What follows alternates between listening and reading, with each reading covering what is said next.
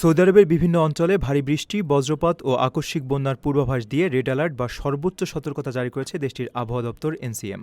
রোববার এই সতর্কতা জারি করা হয়। সংস্থাটি জানিয়েছে, দেশটির দক্ষিণ পশ্চিমাঞ্চলে ঘণ্টায় 10 থেকে 50 মিলিমিটার বা তারও বেশি বৃষ্টিপাত হতে পারে। এর পাশাপাশি মাঝারি বৃষ্টির জন্য অরেঞ্জ অ্যালার্ট বা হালকা বৃষ্টির জন্য ইয়েলো অ্যালার্টও জারি করা হয়েছে।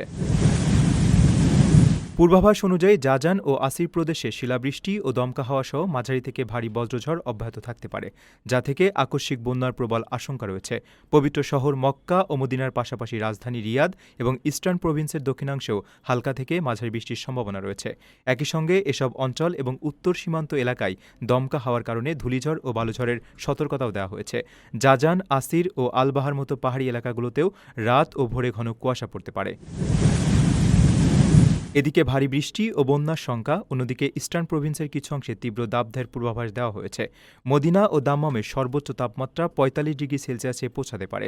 এছাড়া রিয়াদ ও বুরাইদার তাপমাত্রা 44 ডিগ্রি এবং মক্কায় 42 ডিগ্রি সেলসিয়াস থাকার সম্ভাবনা রয়েছে। তবে আভা ও আলবাহার মতো শহরগুলোতে আবহাওয়া বেশ শীতল থাকবে। সেখানে তাপমাত্রা যথাক্রমে 29 ও 26 ডিগ্রি সেলসিয়াস হওয়ার পূর্বাভাস রয়েছে।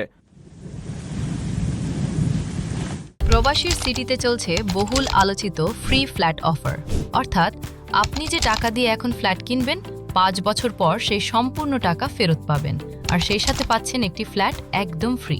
অফারটি সীমিত সময়ের জন্য, তাই দ্রুত যোগাযোগ করুন স্ক্রিনে দেওয়া নাম্বারে।